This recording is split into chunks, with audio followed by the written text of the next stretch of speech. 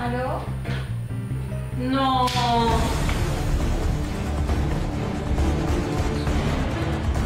Yo creo que se volaron los pajaritos. Se volaron.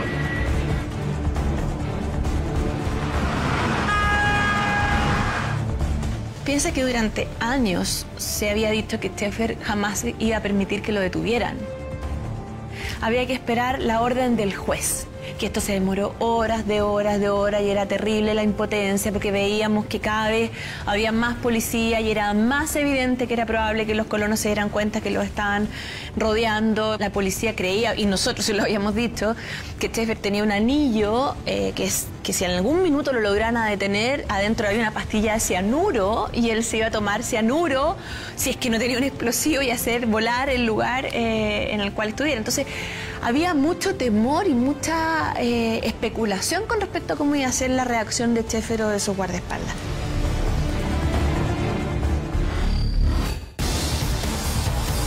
Nosotros no podíamos hacer nada para empujar a la policía, teníamos mucho miedo de que en esa espera algo fallara. De hecho, hubo un momento súper tenso, porque Peter toma este como furgón rojo que tenía y lo detienen.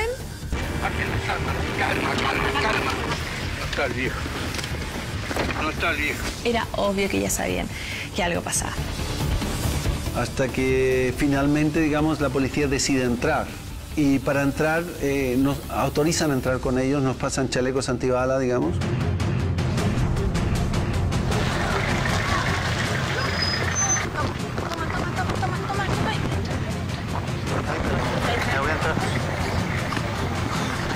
Por lo tanto, la policía entró armada, con las pistolas en la mano, preparado para todo.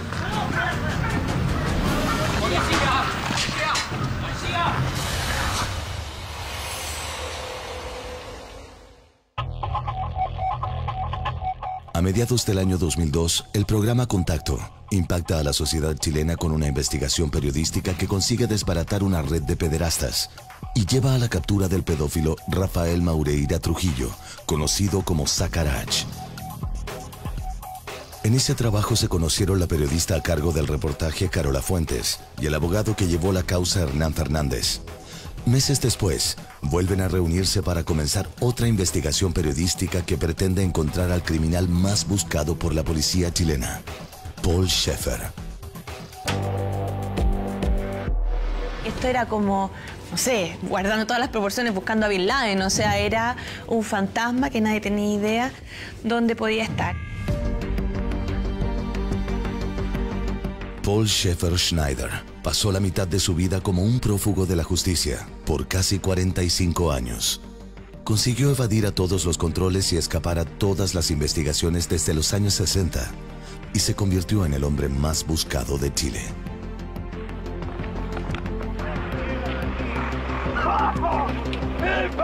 En el sur del país, en la localidad de Parral, desde principios de la década del 60 construyó su refugio, al que se conoció como Colonia Dignidad. Desde el anonimato manejó los hilos de una poderosa red de protección que le permitió escabullirse de las acusaciones en su contra. Tenía varios procesos judiciales y procesos judiciales terribles, o sea, estábamos hablando de violación a menores, sodomía con menores, otras causas que se le imputaban de torturas, de detenidos y desaparecidos en la zona de Colonia Dignidad. Se le abre una causa por abuso sexual y por violación de niños. Ya en ese tiempo se descubría, se confirmaba como uno de los criminales que más poder ha tenido en Chile, que más impunidad ha tenido en Chile y que había demostrado la destreza y la habilidad para eludir durante décadas al sistema policial de dos países.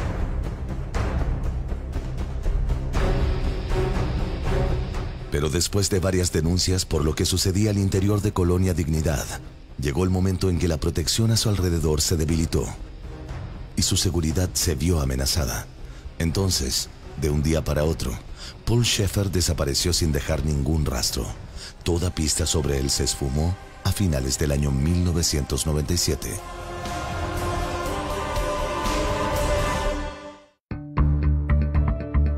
Hernán Fernández, el abogado que había ayudado a la captura de la red de pederastras en el reportaje de Contacto, también llevaba la causa en contra de Paul Schaeffer por abuso de menores. Y a mí me presentan el primer caso como un caso de abuso sexual. Pensé que era un caso más de abuso, pero no sabía que era Paul Schaeffer ni Colonia Dignidad. Cuando lo supe ya no había marcha atrás, movido por la valentía de ese niño que a sus 12 años estaba dispuesto a mantener su denuncia y a rescatar a sus amigos que habían quedado en Colonia Dignidad. Sus continuos intentos por llevar a Schaeffer a juicio comienzan a poner en riesgo su propia vida.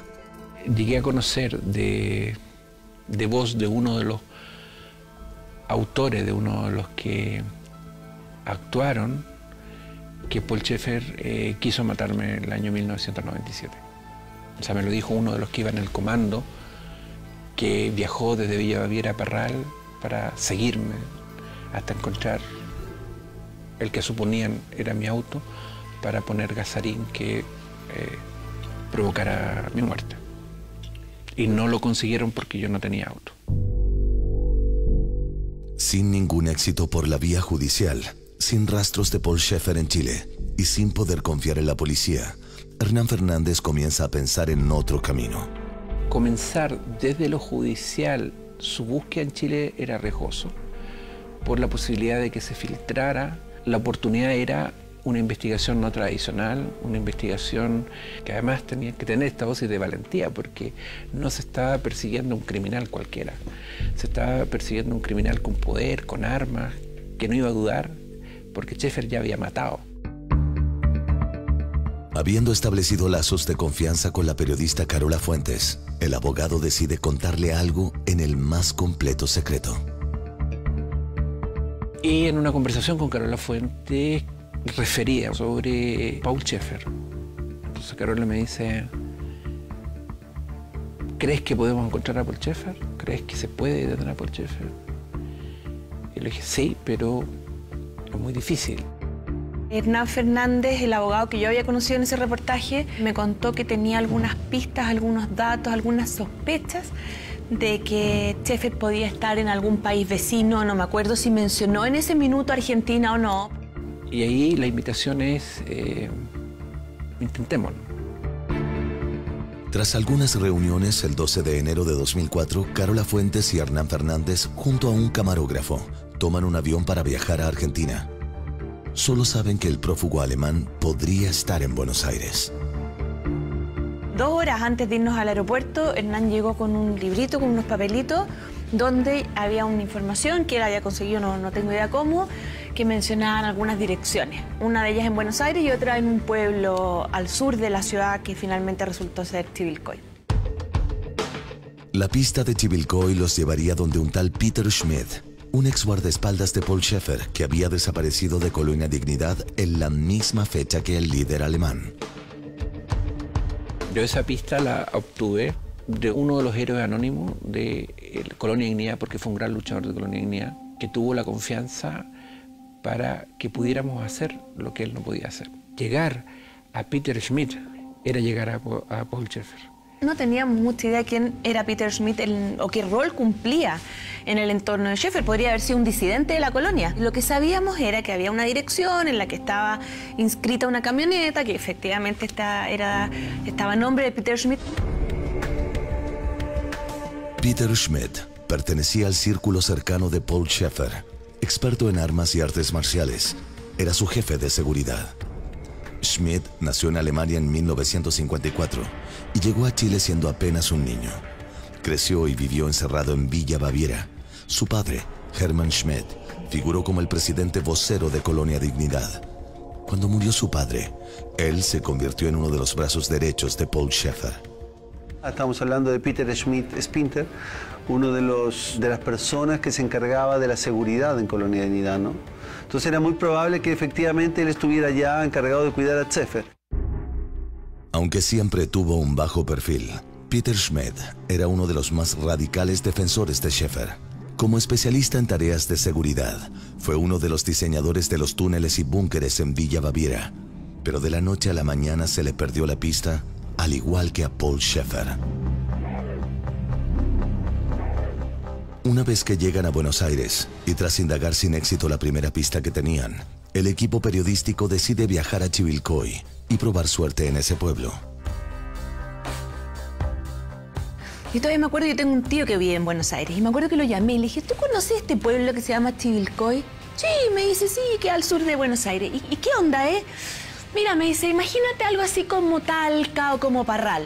Y yo me acuerdo que el corazón ya me empezó como a latir así. La comuna de Parral fue el lugar elegido por Paul Schaeffer para construir su sociedad benefactora y educacional Dignidad. En la década de los 60, cuando llegó a Chile, huyendo de la justicia alemana que lo buscaba por cargos de abuso de menores. Colonia Dignidad, como se terminó conociendo, construyó la imagen de un lugar modelo, con hospitales y escuelas que ayudaban a los pobladores del sector. Uno entraba al recinto de la colonia y era otro mundo, era como estar en otro país. Cambiaba el color de los prados, de los árboles. Tú entrabas ahí, era un parque espectacular porque había ciervos, faisanes, lagunas, se veía todo muy ordenado. Y todo eso con estos señores alemanes ya de cierta edad que parecían los abuelitos de los cuentos, que se veían bondadosos, generosos. Tras un viaje en auto de 3 horas desde Buenos Aires, la periodista Carola Fuentes, el abogado Hernán Fernández y el camarógrafo Raúl Castillo llegan al pueblo de Chivilcoy. Te recordaba un poco el sur de Chile y el entorno de la colonia, porque eran campos grandes, era una zona de mucha inmigración italiana. El equipo parte al centro del pueblo a investigar la única pista que tenían, la compra de una camioneta por parte de un ex guardaespaldas de Paul Schaeffer. Entonces me acuerdo que llegamos, empezamos a manejar alrededor de esta dirección y de repente vimos tienda de moto, que decía Calandrino. Con una cámara espía en su mochila, Carola Fuentes decide bajarse e ingresar al local comercial donde vendieron la camioneta y ver si puede averiguar algo sobre el alemán llamado Peter Schmidt. Que de hecho ridículamente me puse como una bandana en la cabeza y me hice pasar por alemana. ¿Y de dónde eres? Me dice. Y yo no sé qué lugar de Alemania le conté y él me cuenta. Me dice, che, yo tengo unos amigos alemanes de por acá. ¿Y cómo se llaman? Me dice, uno se llama Peter, me dice, y el otro se llama Felipe. Y ahí me desconcertó un poco porque los nombres que nosotros teníamos eran todos nombres alemanes. Pero el hecho que hubiera mencionado a Peter ya era una pista mucho más cercana. Y también que nos comentó, nos dijo, ellos viven por acá y hacen quesos, dijo. Hacen unos quesos muy ricos. Y yo como que haciéndome la lesa, medio así como que, bueno, y que entretenido sería conocerlo. Cuéntame dónde están. Y me hizo un mapa en el suelo y partimos a recorrer el campo.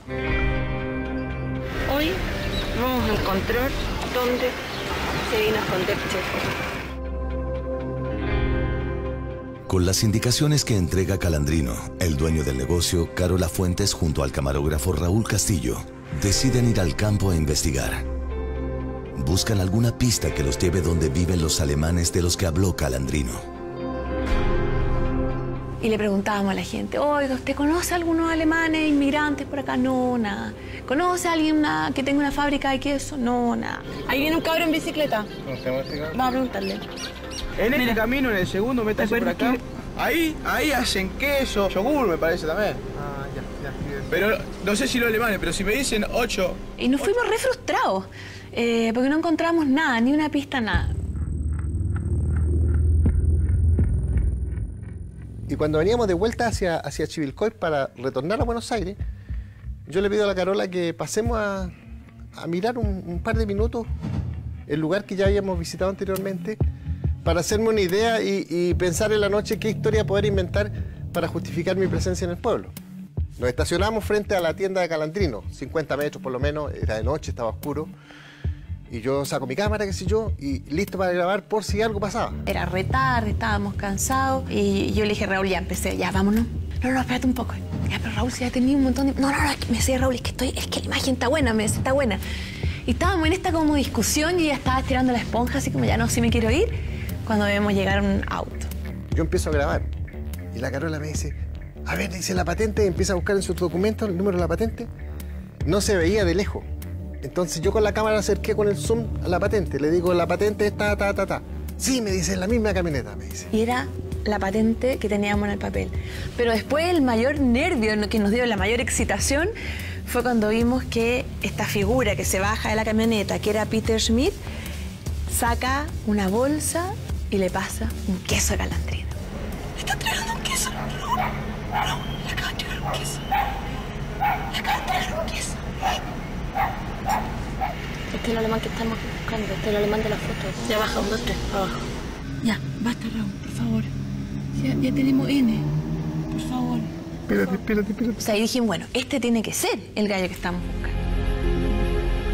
Carola y Raúl confirmaban emocionados que una de las pistas había resultado exitosa.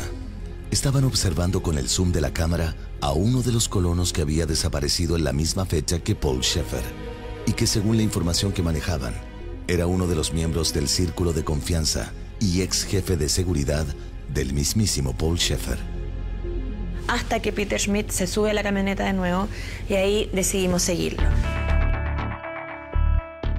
Fue emocionante para todos, para Raúl Castillo, para Carola, pero también inmediatamente un desafío. Nos vamos a perseguir, esta es la pista que nos puede llevar a Paul Schaeffer, pero estamos persiguiendo a un profesional. Me acuerdo que en algún minuto hasta el FBI estuvo metido en alguna investigación que hicimos. Yo medio que había aprendido así como a hacer seguimiento en auto. Entonces apagué las luces del auto, me fui a la carretera, siempre ponía un auto entre medio, lo iba siguiendo a la salida de Chivilcoy hasta que llegamos a la autopista. Y íbamos en la autopista bastante bien y este gallo se mete en un camino a tierra. Me preocupa que no venga nadie atrás, no viene nadie atrás.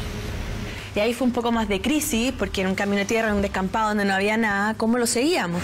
Entró, no, todavía no sigue. Sigamos. Entonces, con las luces apagadas, íbamos detrás de él, siguiendo sus luces de freno a través del polvo. Yo supongo que tiene que haber habido luna, porque no tengo idea cómo salimos del camino.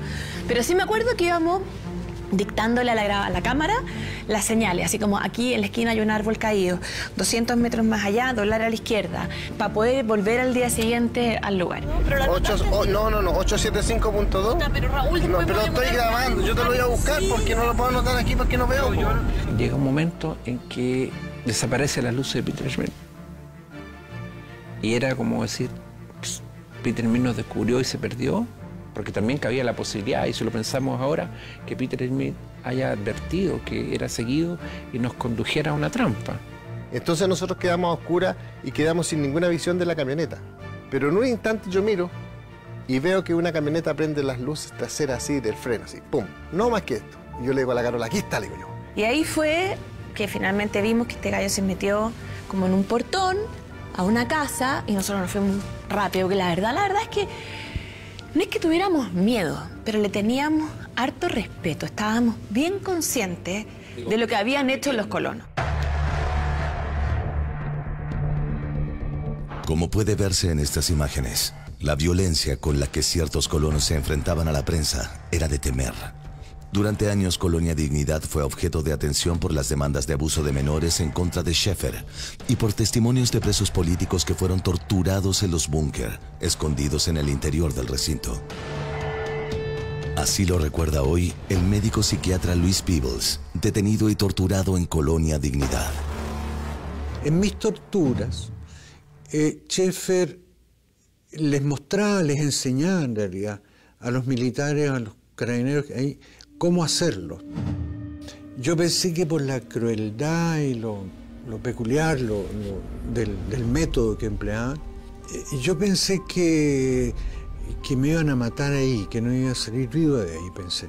De tal manera que yo sabía que en Colonia de Dignidad torturaban a las personas que estaban allí. Y también que Schaeffer era un pedófilo. Tras sus paredes se abusaba sexualmente de niños, se esclavizaba a personas y se las drogaba para trabajar. Fue un estado dentro de un estado, hacían lo que querían.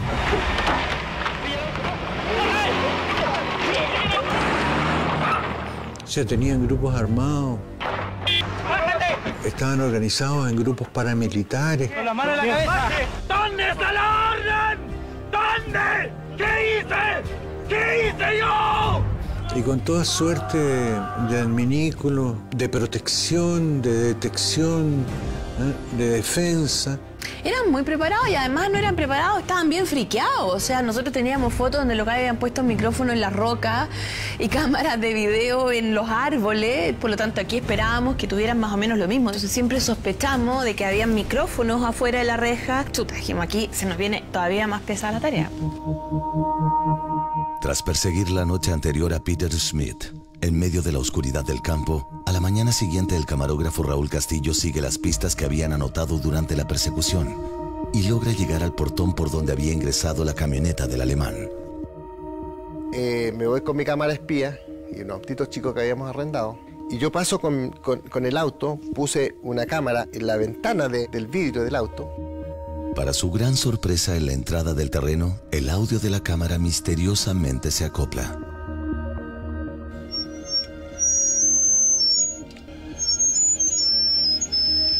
Se había producido un acople en audio. Nos dimos cuenta de que efectivamente ahí había algún sistema de magnetismo, algún sistema de neutralizar algún sistema de grabación.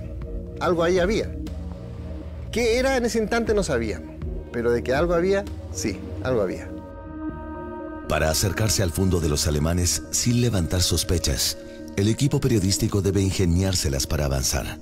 Carola Fuentes y su camarógrafo arriendan una avioneta en el aeródromo del pueblo, con el pretexto de estar grabando un documental sobre la zona de Chivilcoy. El sobrevuelo nos llamó la atención porque descubrimos elementos en ese campo que nos hacía recordar mucho a lo que había pasado en Villa Baviera. Una casa grande, unos galpones donde suponíamos que podía haber desde armas hasta, no sé, un avión o algo para que él pudiera escapar. Fue como yo había visto la colonia antes, súper ordenada. Los campos, los cultivos, todo súper ordenado. Desde el aire se ve todo muy ordenado. Entonces eso también me hizo clip de que efectivamente estábamos en el lugar correcto.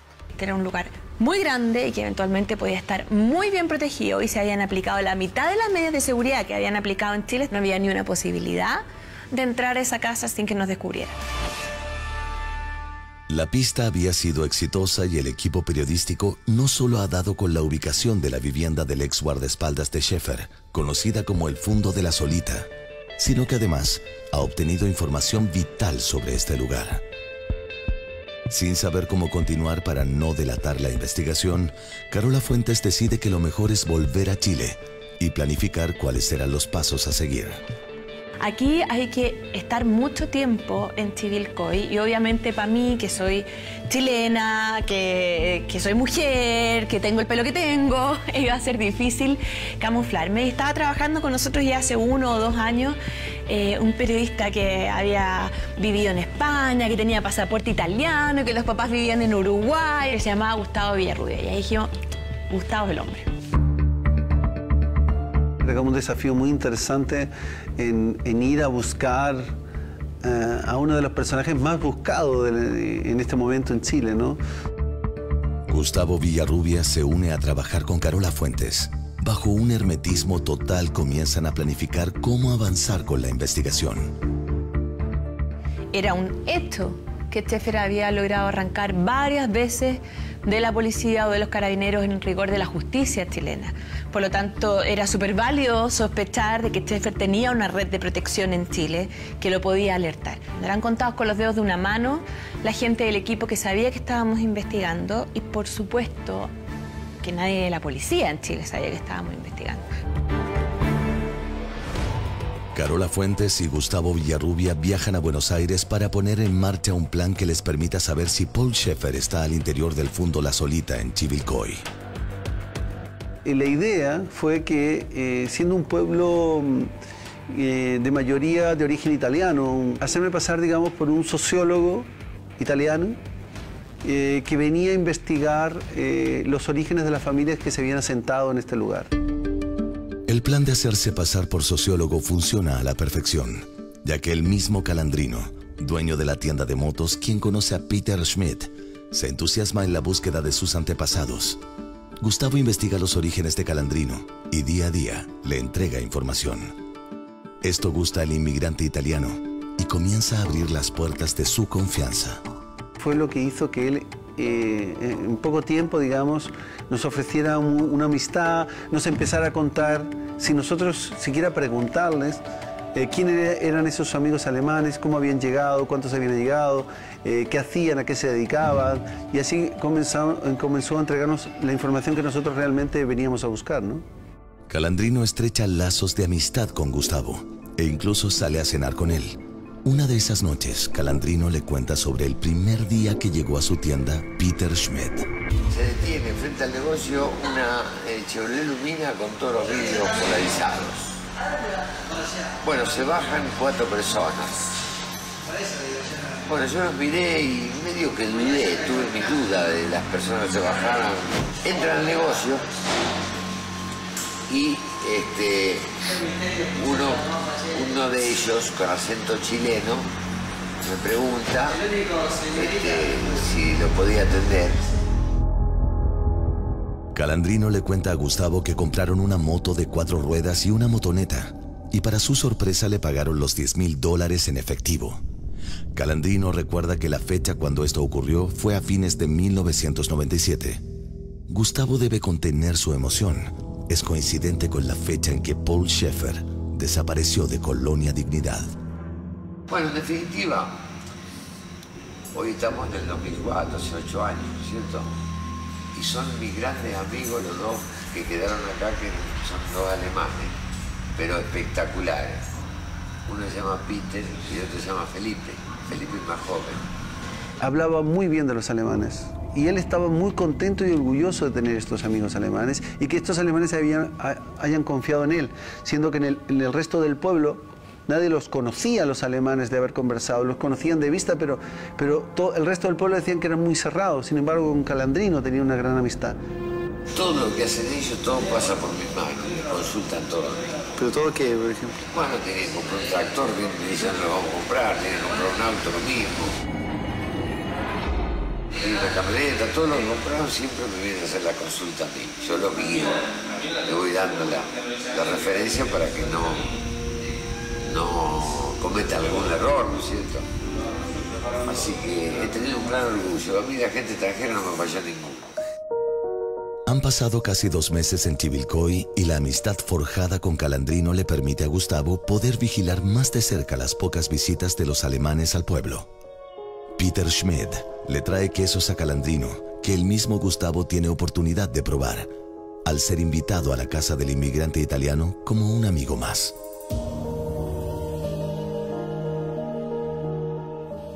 Carlos, ¿quién te regaló ese queso? Peter. ¿Quién es Peter? Mi amigo Peter. ¿Sí? ¿Y él hace los quesos? Sí. Es un queso riquísimo. ¿Ordeña la vaca? Para que probar. Pero la amistad que ha desarrollado Gustavo con Calandrino y que le ha permitido avanzar en su investigación, sin sospecharlo, se convierte en un arma de doble filo. En esa confianza que tenemos, un día Calandrino me cuenta que esa tarde él iba a ir a la casa de los alemanes con su nieto.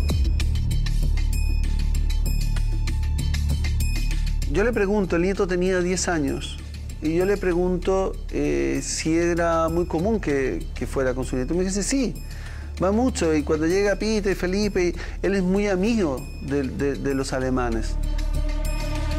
Nosotros estábamos siguiendo una persona que había sido procesada, digamos, por casos de pedofilia, por casos de violación a menores. Entonces, cuando Calandrino me cuenta esta parte de la historia de que él frecuentaba, yo no sabía qué frecuencia tenía y si el chico este iba y pasaba el fin de semana allá o no. Gustavo se encuentra en una encrucijada. Contarle a Calandrino la verdad y arriesgar toda la investigación, o dejar que su nieto visite el lugar donde supuestamente estaría un pedófilo prófugo de la justicia. Estaba en ese dilema, ¿qué hacer? ¿Dejar que este niño siguiera frecuentando allá? Con el riesgo de poder ser abusado y como todos los niños de Colonia Dignidad, no atreverse a contar a los padres, ¿no? Eso era al mediodía y él me estaba diciendo que eso de las 4 o 5 de la tarde iba a ir a la casa de los alemanes. Entonces no tenía tiempo para discutir con el resto del equipo y decidí contarle efectivamente quiénes eran los alemanes. Y lo llevo a un computador, ponemos Paul Schaeffer y empiezan a aparecer todas las noticias en las cuales se hablaba en Chile, digamos, y incluso noticias en Alemania y todo, con fotos de Paul Schaeffer, las que aparecían en Google en la época, digamos. Pongo los otros nombres que él también conocía, que era Peter Schmidt. Calandrino, la reacción de él fue tremenda, fue realmente terrible, o sea, la fisonomía de él, de cómo él, cuando se va enterando y va leyendo, él no lo puede creer. Cuando él termina de leer, él necesita parar un momento y me dice, necesito pensar sobre este tema. Fue muy honesto, me dijo que él no iba a decir nada a los alemanes, pero con esa misma honestidad dijo, mira, para mí esto ha sido un golpe muy fuerte, entonces te pido que por favor que me dejes fuera de esto y que no me visites más. O sea, hasta ese momento Calandrino había sido la gran ayuda, digamos, para acercarnos a saber si efectivamente quiénes estaban ahí, quiénes vivían, cuál era la rutina de ellos. Y en ese minuto se cortó esa relación.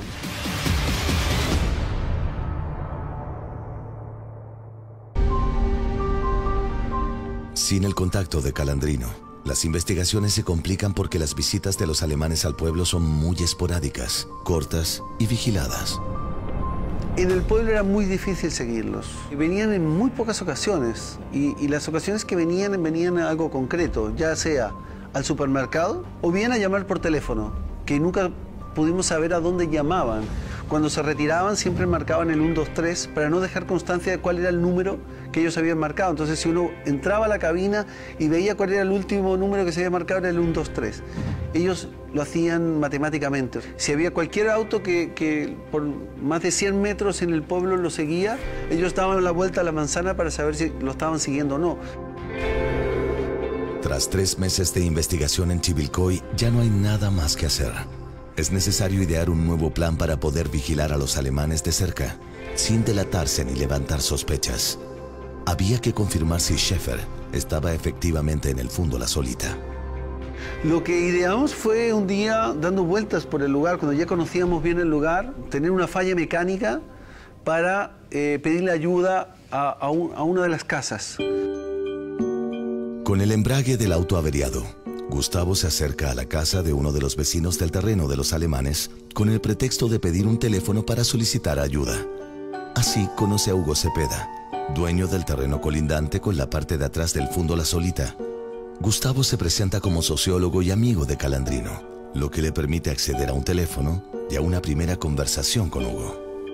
Ya inmediatamente Hugo, yo me doy cuenta que la relación con los alemanes no es para nada cercana. Y él me empieza a hablar de los alemanes así como un grupo muy raro, que preguntan todo, pero no cuentan nada, que tienen mucho miedo a la policía. Gustavo comienza a acercarse a Hugo Cepeda llevándole carnes para hacer asados y se genera una relación de amistad. Al poco tiempo, Hugo sorprende con información crucial para la investigación, en la que Gustavo lleva meses trabajando de encubierto. Ahora, escúchame, tienen unos perros, ¿viste que les hablan en alemán? Unas cosas de loco. Tiene uno que lo sueltan a la noche que no sabe, parece un león. ¿Tiene escopeta? Tiene escopeta, carabina, tiene todo. Y andan, a la noche andan con los reflectores, con las cosas, cuando sienten ruido, recorriendo. ¿Sí? Son bravísimos. Mira, no te metas para la noche porque te hacen cagar, me parece. ¿Sí? Y ya la gente sabe, ¿viste? Tienen 40 hectáreas, no es un campo grande. La casa principal, no sabe lo que es una cosa de loco. Y tienen 2 casas más. Tienen pileta de natación, cancha de tenis. ¿Dentro de eso? Eso sí, pero han hecho unos galpones que no te imaginás. No te imaginás lo que come torta, querido. ¿Cuántos autos tienen? ¿Solo tienen la camioneta? La camioneta, sí, solo la camioneta tienen. No hablan con nadie. Ya. ¿Cómo puedo concebir que sus muchachos jóvenes, cómo no tienen aunque sea una amiga para ir a... pues ya, nunca, no sale. A mí me parece que esa señora que está con el señor mayor deben ser los padres de los dueños o algo. Sin sospecharlo, Hugo Cepeda le da indicios a Gustavo que la pista que hace meses investigan podría ser cierta. En el campo de al lado no solo estarían Peter Schmidt y Felipe, sino también una señora y un hombre mayor. Gustavo trata de contener su emoción, pues Hugo podría estar hablando del mismo Paul Schaeffer sin saberlo, uno de los hombres más buscados de Chile.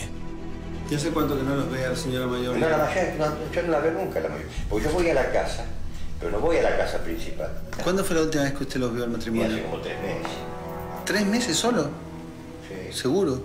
Sí. ¿Y el viejito? ¿Cómo era el viejito físicamente? No lo conozco. ¿Usted nunca lo vio? Nunca lo vi. Yo vi a la señora sentada en la camioneta de cabello gris, bien peinada, ¿viste? Cara de extranjera. Y una mujer de 70 más. ¿Y cómo sabe que había un viejito? Porque es un matrimonio que estaba. ¿Pero cómo sabe? Pero sé porque nunca lo vio. ellos linda, el campo de ellos linda con el nuestro. Sí. Entonces se le escaparon unos animales a ellos y se cruzaron al campo nuestro. Y él le vino a avisar y pasó. Dice que los vio a ellos. Los chicos de lejos, como los vio Néstor también. Ah, Néstor también lo vio, el claro, viejito de la... Vos llamas por teléfono y atiende la señora, la mayor. Ves con acento extranjero. Pero lo vieron que era un matrimonio. Vieron que era un matrimonio. Estaba, ¿no? Eso seguro que estaba original. Que son los dueños. Hugo Cepeda, con una hospitalidad extraordinaria, presenta a Gustavo a sus trabajadores, jóvenes que cuidan de sus pollerías.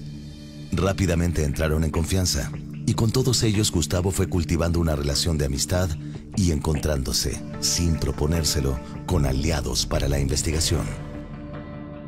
Estos chicos pasaban todo el día ahí, era su vida.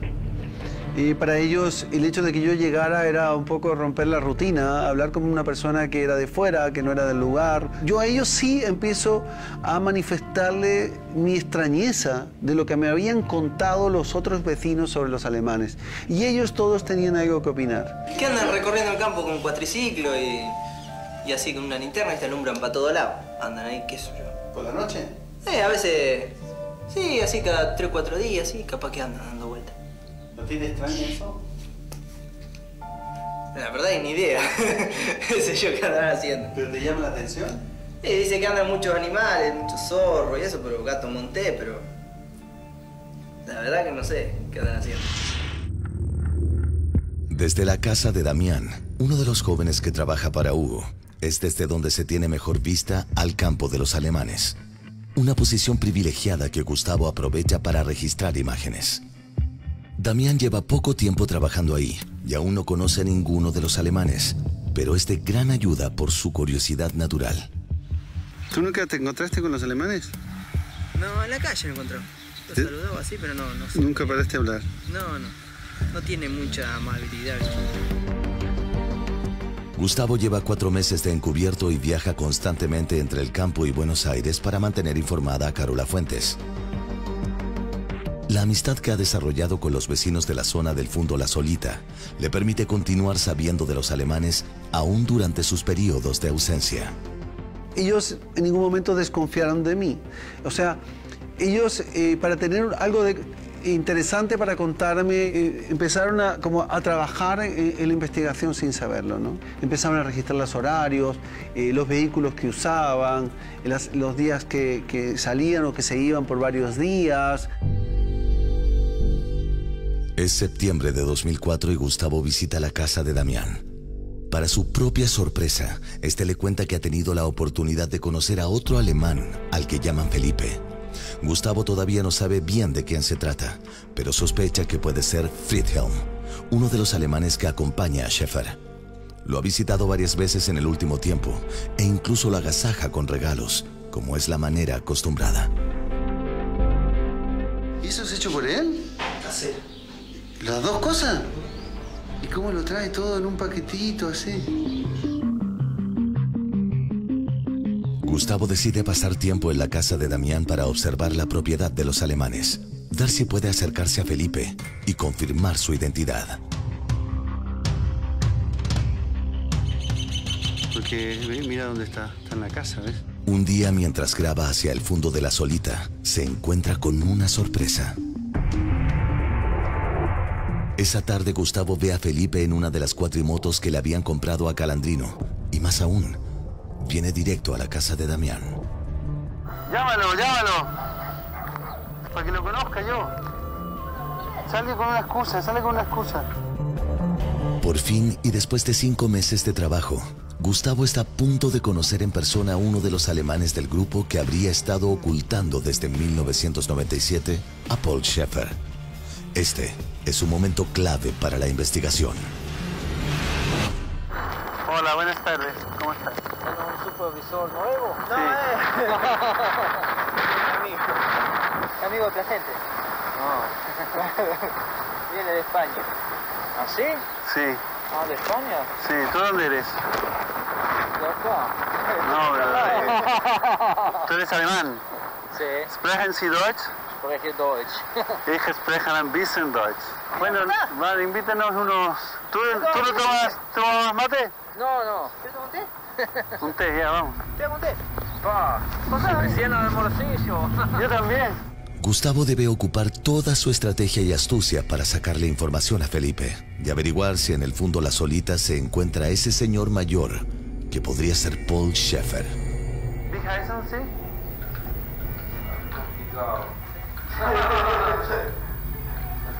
Acá tenés uno, acá me llaman Felipe. Ya, ya. ¿Aber? Otro nombre muy complicado, nadie sabe. No. A ver. Friedhelm. Así Gustavo confirma la identidad de Felipe al decir él mismo su nombre, Friedhelm.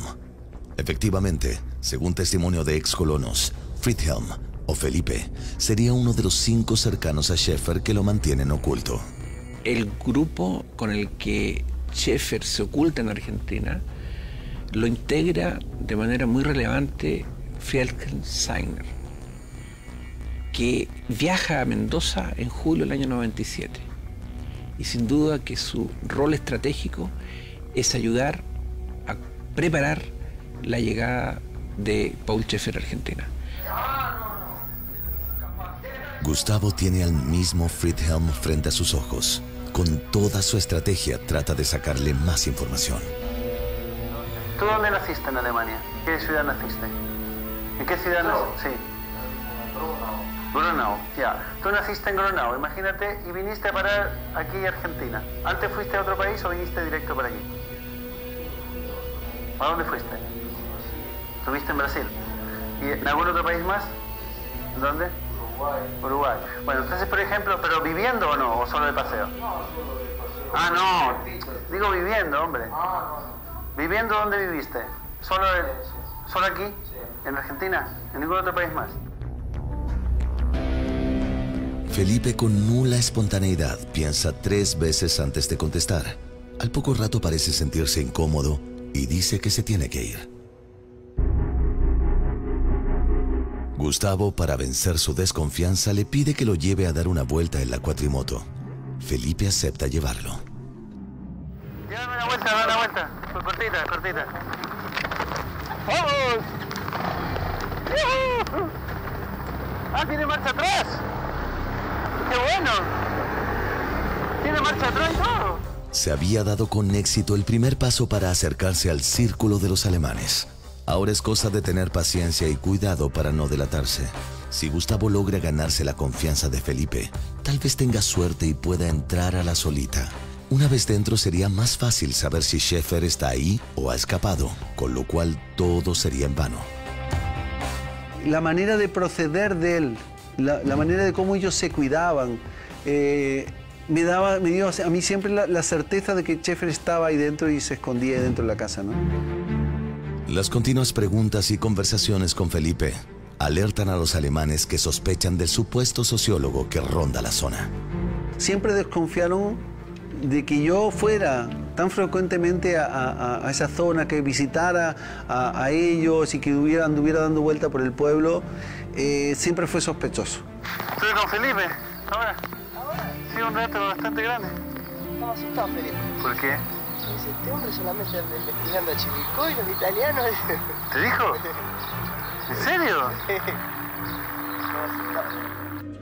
ellos los venían a visitar con algún pretexto, les traían esos quesos que ellos hacían o unos queques que ellos hacían, les traían como de regalo a estas familias para averiguar cosas sobre mí. En ocasiones dijeron que yo era un espía de la CIA. Felipe me preguntó si yo trabajaba para los americanos. Si yo trabajaba para los americanos. ¿Para dónde mandaba yo la información que recogía? Me dice. Yo le dije para Estados Unidos y para Alemania. Para la policía alemana, le dije. Casi se muere. La estrategia de Gustavo es bajarle el perfil a cualquier suspicacia que surgiera por parte de Felipe.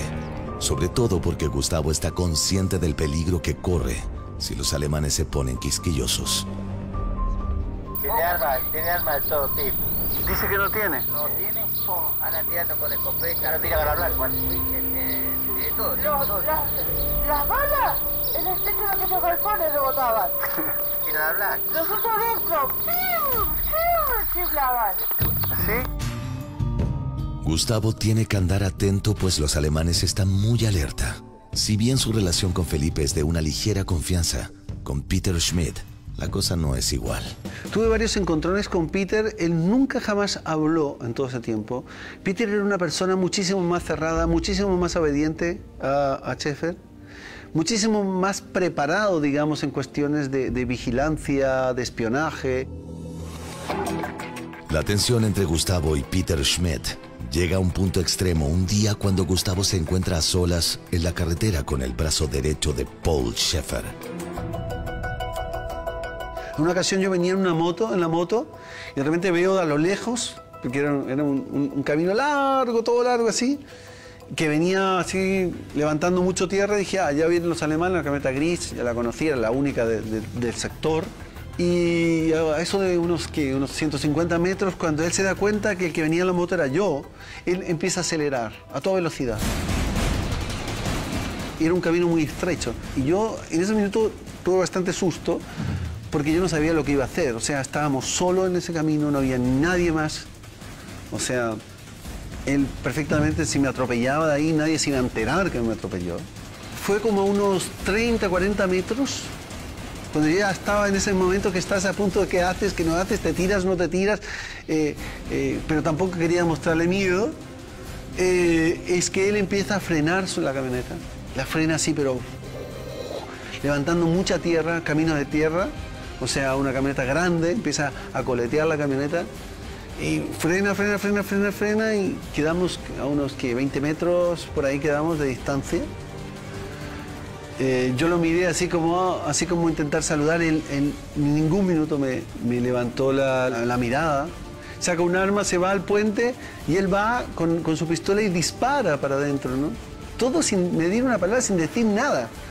Pues entra al vehículo y yo así como, ¿qué hago? No sé, había parado como para... Y nada, no hubo ni un intercambio de palabras por parte de él. Se sube al vehículo y se va otra vez, ¿no?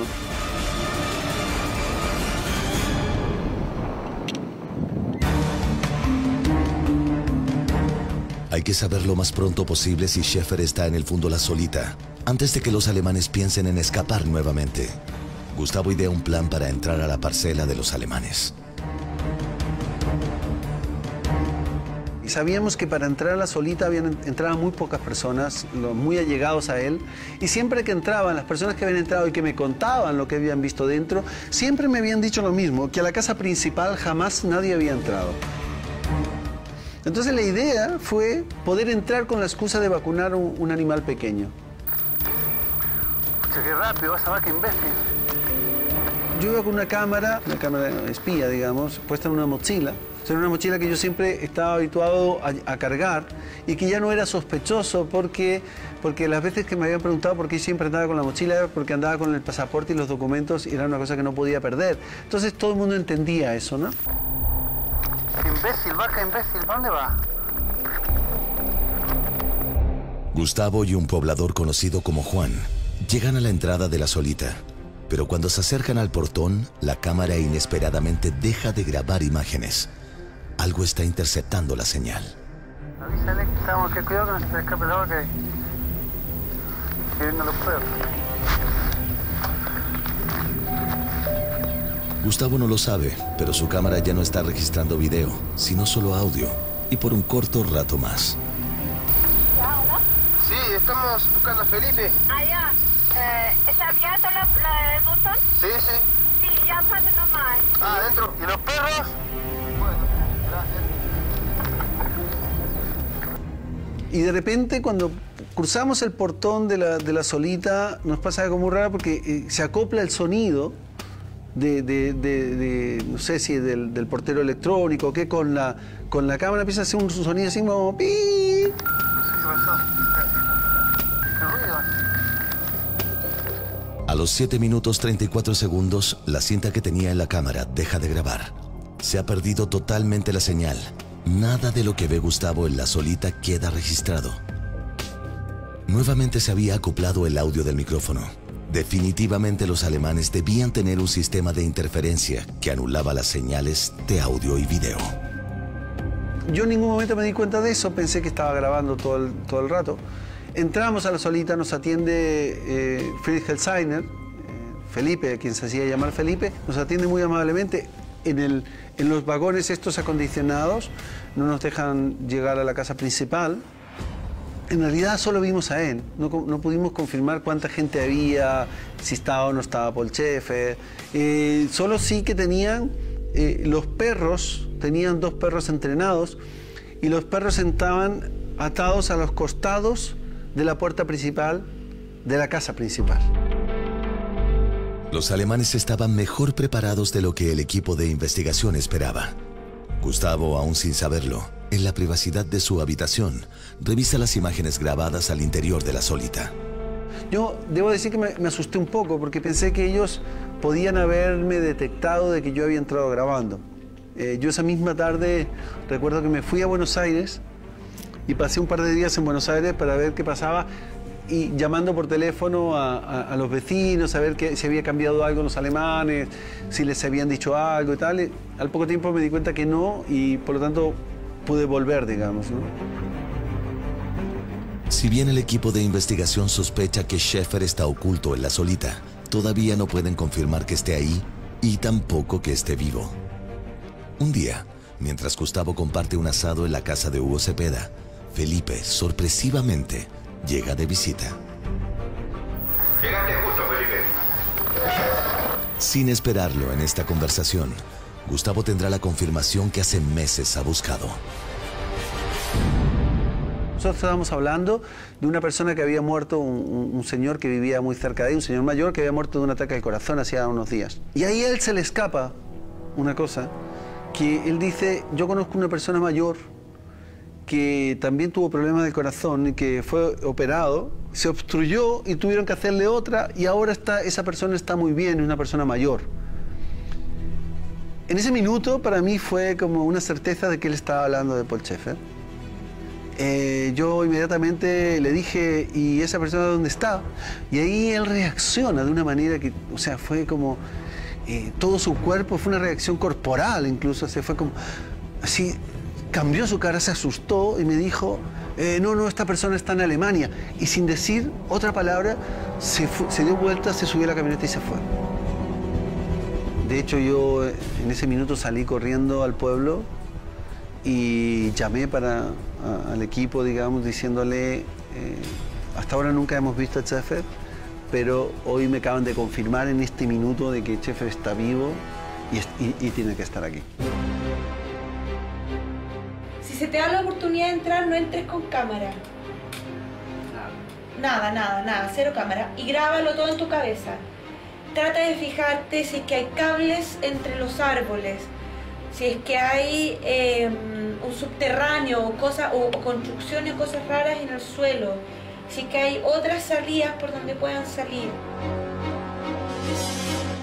Después de 6 meses de seguimiento, el equipo periodístico tiene al fin la seguridad que el tiempo y el trabajo invertido no han sido en vano. Paul Schaeffer no solo estaría vivo, sino que viviría a pocos metros en la solita. Esta confianza era avalada por la información que tenían sobre la delicada salud de Paul Schaeffer, producto de una antigua herida con un arma de fuego, que lo mantenía con continuas visitas al médico. Pero para poder llegar a detenerlo, debían ponerse en contacto con la policía. Empieza entonces la búsqueda de alguien en quien confiar para apresarlo. Teníamos bastantes sospechas de la probidad de las autoridades argentinas. Era una época en la que se había descubierto que los secuestros, que eran pan de cada día ya, muchos de ellos estaban organizados por la propia policía. Entonces, de verdad que si no sabíamos a quién acudir acá, menos sabíamos a quién acudir allá. Y nos dimos, de hecho, con hartas puertas en las narices de gente que nos recibió y que estábamos súper esperanzados que nos iban a ayudar, hasta que al final, no me acuerdo ya cómo, Hernán llegó con este dato de Interpol. Y ahí todavía me acuerdo que subimos a unos edificios viejos, bien destartalados, así medio tétricos, a una oficina y conocimos a este señor que se llamaba Salvador. Así como el nombre del policía era Salvador. Y le contamos que éramos periodistas, que yo era periodista, que Hernán era abogado, que estábamos en esta investigación. Y este tipo nos queda mirando como medio callado un rato y estira la mano y en la esquina del escritorio tenía el expediente de Schaeffer. Le dijo, llegan en un buen momento.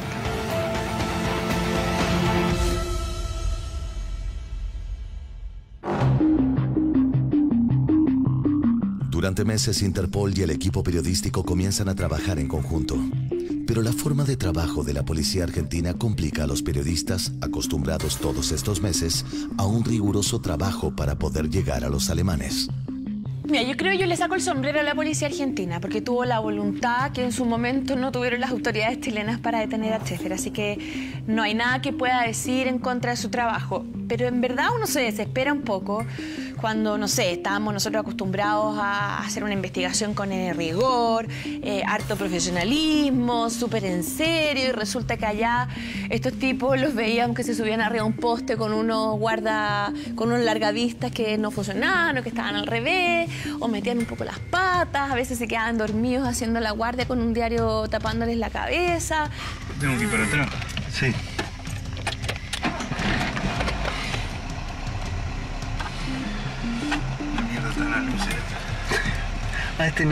¿Normalmente no lo usas tú?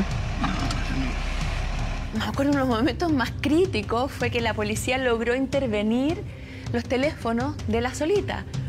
Entonces me llamaban y me decían, che, tenemos las conversaciones, ¿ya? Pero es que están en alemán. Y no tenemos nadie que las traduzca. Entonces decía, ok, mándame los audios y yo me consigo a alguien que las traduzca acá. Y yo acá iba donde, no sé, mi ex cuñado que hablaba alemán, entonces él me traducía y yo le mandaba de vuelta la traducción a la policía para que fuera juntando las pistas. Gustavo, ¿te puedo dar un número? Pasan los meses y Carola viaja constantemente a Buenos Aires a ayudar a la Interpol con la operación para detener a Paul Schaeffer. En uno de estos viajes, Carola recibirá un llamado de Gustavo que la impactará. ¿Aló? Bueno. No. Gustavo le cuenta a Carola que los alemanes están vendiendo la maquinaria del fondo y de que Peter Schmidt ya no estaría en la Solita. Al parecer, los alemanes están preparando su fuga. Va a llamar ahora, voy a hablar urgente contigo, voy subiendo que yo creo que se volaron los pajaritos. Se volaron. Fue terrible porque nos enteramos de que estaban vendiendo los animales y que estaban dejando eso. Y que en un momento determinado ya la Solita queda habitada por 2 personas nada más. Por lo tanto, ya Schaeffer se había ido. Carola vuelve a Santiago mientras la Interpol busca pistas de dónde podría estar viviendo Peter Schmidt, a quien se le ha visto en Chivilcoy movilizándose en el transporte público. Salvador tenía agente en Chivilcoy con seguimiento a Peter Schmidt. Peter Schmidt como que iba de compra, y después Salvador dice, de compras en un bus, si él tiene moto, tiene auto, tiene camioneta. Ya, vamos a seguirlo. La Interpol obtiene información de que al parecer se encontraría en un pueblo cercano a Buenos Aires, llamado Tortuguitas. Y ahí es donde viene toda esta cadena, en donde Peter Schmidt se baja, toma otro medio de transporte, se vuelve a bajar y llega a Luján. Entonces no iba a la iglesia a ver a la Virgen de Luján. O sea, y ahí es donde descubren que, así como los policías, abre un garage y saca la van con vidrios polarizados, último modelo. Y ahí es donde se da el seguimiento y Salvador me cuenta esto así como en colores. Me dice, Lo teníamos al Peter Schmidt, ya lo cazamos, le descubrimos su madriguera, su cueva. Entonces, Carola recibe un llamado que la pone en alerta. La detención de Paul Schaeffer puede estar por suceder. De haber sido como un miércoles, a mediados o principios de marzo, que me llama el policía argentino y me dice: Carola, tenemos una pista, creemos que Peter Schmidt va en un ómnibus camino a Mercedes, que era un pueblito cerca de Buenos Aires, camino desde Chivilcoy. Y esto pareciera ser que vamos a llegar a una pista concreta. Partimos volando al aeropuerto. Todo esto, nosotros salíamos del canal sin maleta, ni ropa, ni cepillo de dientes, ni nada. Llegamos a Buenos Aires y ahí nos dijeron que habían logrado llegar e identificar esta casa, que era en un pasaje en este pueblo que se llamaba Tortuguitas. Vamos, pero rapidísimo, hasta la zona donde había llegado Peter Schmidt, y que ellos lo habían visto abordar una camioneta Mercedes, que era una camioneta que tenía una rampa para una persona lisiada. Había que esperar la orden del juez, del allanamiento, que era un juez de Mercedes, que esto se demoró horas de horas y era terrible la impotencia, porque veíamos que cada vez había más policía y era más evidente que era probable que los colonos se dieran cuenta que los estaban rodeando, por lo tanto era más probable que algo ocurriera desde que Schaeffer tomara una decisión, si es que estaba ahí, que podía atentar contra su vida, por ejemplo, o que los tipos trataran de escaparse, o que se armaran o pusieran resistencia. Sí, ahora me acerco, es que Salvador me pidió que esperara, pero me dijo de esperar un poquito, ya voy. Si no me va a dar broncazo. Nosotros no podíamos hacer nada para empujar a la policía, teníamos mucho miedo de que en esa espera algo fallara y de que toda esta investigación que nosotros llevábamos haciendo un año, pero que en Chile llevaba 6 años esperándose a que se concretara la detención de Schaeffer, se echara a perder por algún error en esas horas de espera. Han pasado 24 horas esperando la orden de allanamiento y el equipo periodístico, de encubierto en las afueras del condominio, teme que todo se arruine, pues los policías no tienen mayor sigilo. Mira, había 20 policías alrededor de esa casa en Tortuguita. Era súper difícil que no se dieran cuenta de que estaban siendo rodeados. Yo creo que todo el barrio sabía que algo estaba pasando. De hecho, hubo un momento súper tenso, porque Peter toma este como furgón rojo que tenía y sale por una de las calles laterales de Tortuguitas hacia la autopista y lo detienen 6 policías, casi que con las pistolas en la mano, no me acuerdo de las imágenes, pero le abren la camioneta, lo hacen salir, lo registran completo a ver si estaba Schaeffer escondido atrás en la maleta y después, como no encontraron nada, le dicen: fue un control de rutina. Entonces él se sube a la camioneta y se va. Era obvio que ya sabían que algo pasaba. Calma. Y déjame salir. No está el viejo. Luego de esto, Carola y Gustavo piensan que la operación puede fracasar, pues Peter ya debe estar alerta y ha vuelto a ingresar al condominio, pudiéndole avisar al resto de los alemanes de lo que pasa afuera. Ahí están preparando. Y esto ya era: por favor, hagan algo, allanen luego, ¿qué es lo que están esperando? Hasta que en algún momento notamos como un movimiento y dijimos: ya, ahora viene. Y la policía empieza a caminar. Tras más de 40 horas de espera, por fin llega la anhelada orden de allanamiento que autoriza ingresar a la casa donde están los alemanes. A las 3:25 de la tarde del 10 de marzo de 2005, 30 policías argentinos se preparan para entrar a la casa que, en los suburbios de Buenos Aires, habita Peter Schmidt, el brazo derecho de Paul Schaeffer, con la esperanza de que adentro también esté el hombre más buscado de los últimos tiempos. Piensa que durante años se había dicho que Schaeffer jamás iba a permitir que lo detuvieran. La policía creía, y nosotros se lo habíamos dicho, que Schaeffer tenía un anillo que si en algún minuto lo lograran a detener, adentro había una pastilla de cianuro y él se iba a tomar cianuro si es que no tenía un explosivo y hacer volar el lugar en el cual estuviera. Entonces había mucho temor y mucha especulación con respecto a cómo iba a ser la reacción de Schaeffer o de su guardaespaldas. La espera fue de 45 horas hasta que finalmente, digamos, la policía decide entrar. Y para entrar, nos autorizan a entrar con ellos, nos pasan chalecos antibala, digamos.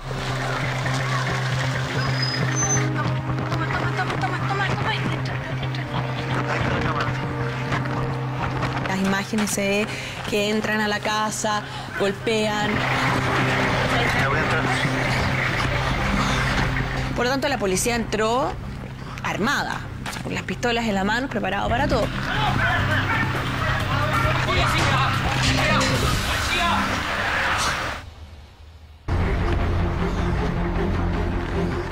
Es el 10 de marzo del año 2005 y 30 policías argentinos hacen ingreso a la casa, donde supuestamente estaría oculto el prófugo más buscado por la policía chilena, el alemán Paul Schaeffer.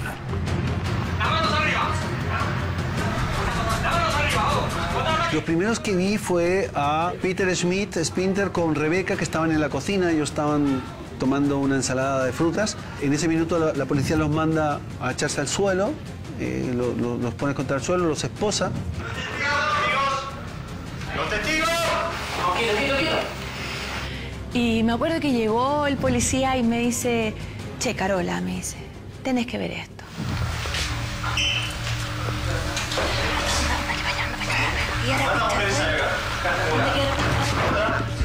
Entonces yo lo sigo como por los pasillos de la casa y lo que me imaginé era esta secuencia de la película Psicosis, donde hay un altar donde está la mamá del protagonista muerta hace qué cantidad de años, así como embalsamada, y pensé, va a ser algo así. ¿Puedes mostrar? Sí. Cosas. Y esto me acuerdo que yo iba con una cámara en la mano y se me fue todo lo periodista a la espalda porque bajé la cámara y me quedé mirando así.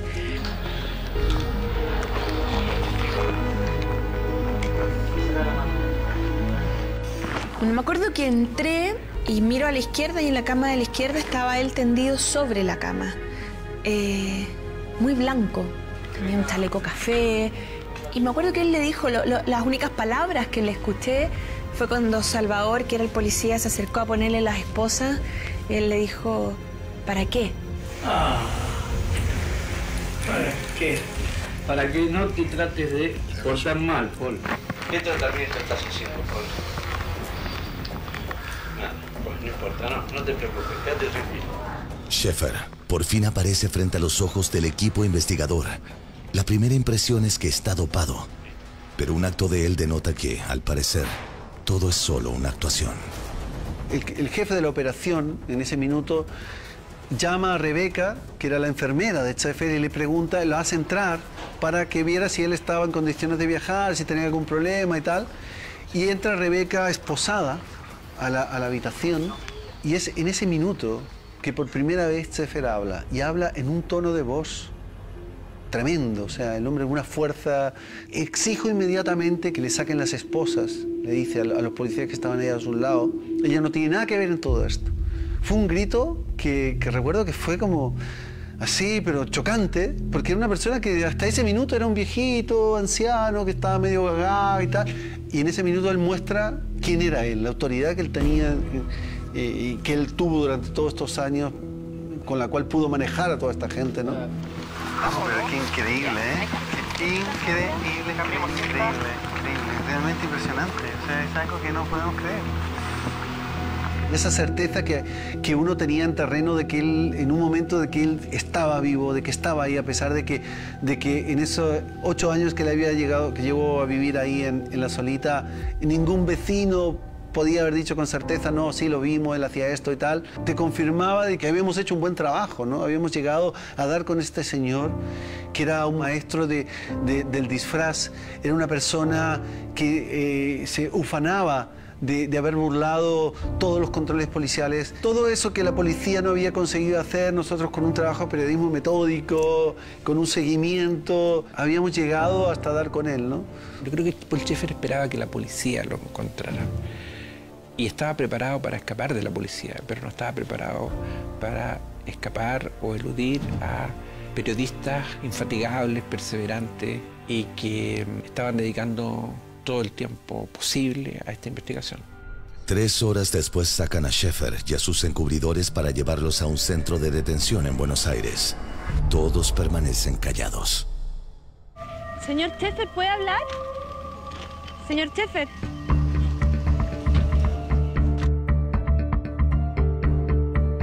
Llevan a los detenidos al cuartel de Interpol Y Carola llama por teléfono a Hernán Fernández para contarle la noticia. Porque no lo podía creer, o sea, era como... Tiene rostro, ¿cómo será? Porque las fotos eran antiguas. ¿Cómo estará? Esa misma tarde, Hernán Fernández viaja a Argentina para conocer al fantasma que ha perseguido durante años. En el cuartel de la Interpol, Paul Schaeffer mostrará nuevamente su verdadera cara. Y llevan a Paul Schaeffer a registrar sus huellas digitales. Y para eso le sacan la esposa. Y termina eso, y yo me doy cuenta que va sin la esposa.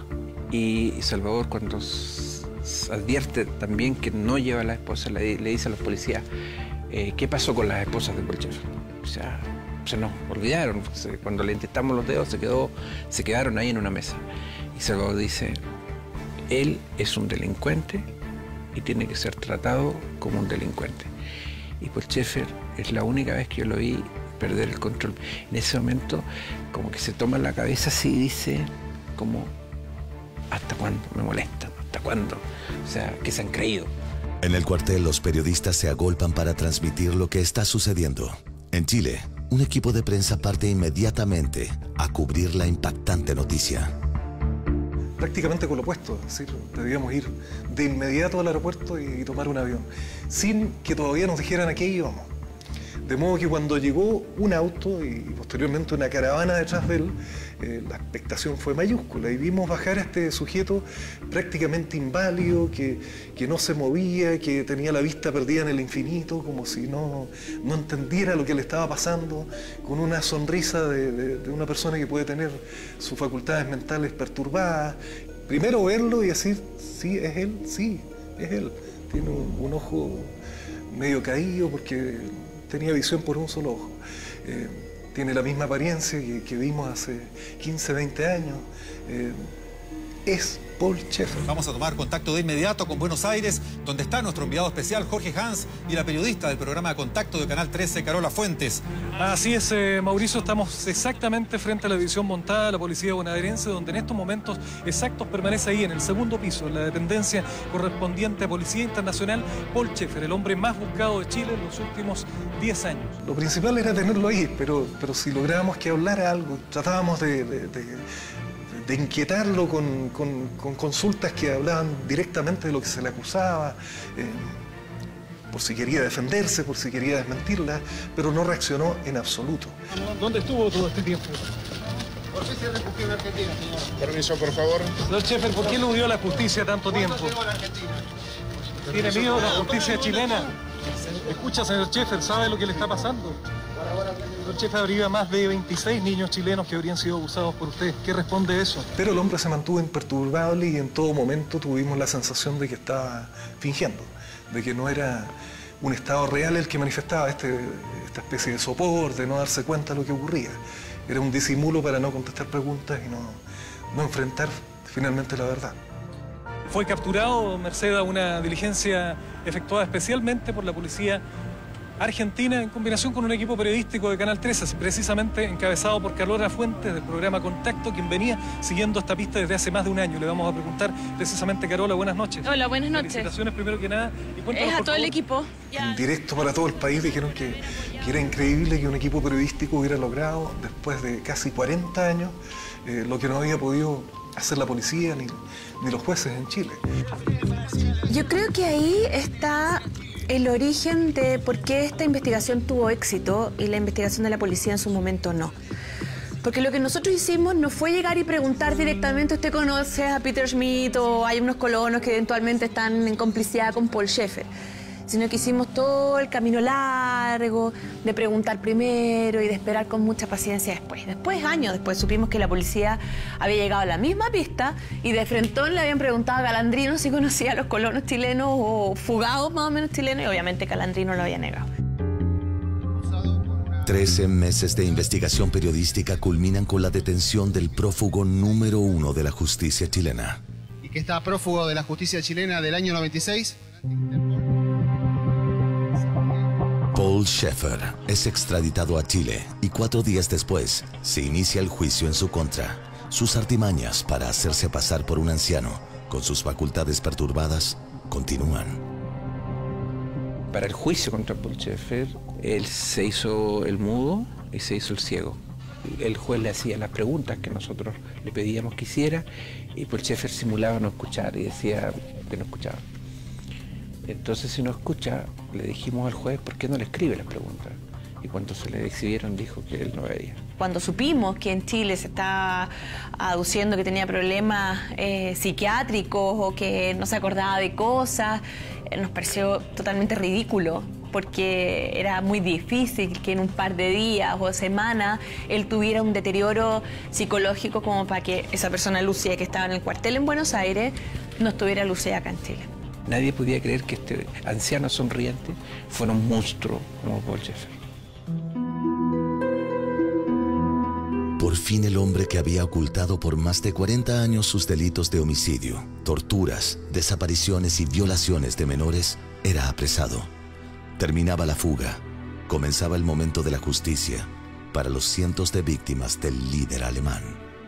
Cuando lo vi, y esto te lo digo muy sinceramente, me imaginé o vinieron a mi mente todas las víctimas que durante más de 10 años, que hasta ese momento yo llevaba luchando judicialmente contra la colonia y contra Schaeffer, habían sufrido. Es como, era un homenaje a la justicia, a que un criminal tan poderoso también tiene su hora, y esa había sido la de él. Para mí Schaeffer se había convertido en el símbolo de la impunidad. Era una persona que había cometido los crímenes más atroces imaginables antes y después de la dictadura, y había salido libre gracias a una red de protección constituida no solamente por personas de la dictadura, sino también por políticos, por abogados, por civiles, por jueces, por policías y carabineros que lo habían ayudado en su minuto. Y el hecho de que lo detuvieran, de que fuera detenido, da lo mismo que él lo encontró, se había acabado esa impunidad, y esa era una señal demasiado potente, encontraba yo, para los chilenos. Las cosas no se podían seguir haciendo sin que los culpables pagaran. El 24 de mayo de 2006, Schaeffer es sentenciado a 20 años de presidio mayor en su grado máximo por 21 delitos de abusos sexuales contra menores y como autor de 5 violaciones a niños. Es toda mentira. Todo es mentira, seguro. Por su parte, sus encubridores, Peter Schmidt y Felipe, son sentenciados a 3 años y 1 día de presidio menor en su grado máximo, al igual que otros 2 inculpados. No pasaron ni un día en la cárcel, pues se les concedió el beneficio de la libertad vigilada. 4 años después, en la madrugada del 24 de abril de 2010, Paul Schaeffer muere debido a una insuficiencia cardíaca en el hospital de la expenitenciaría de Santiago de Chile.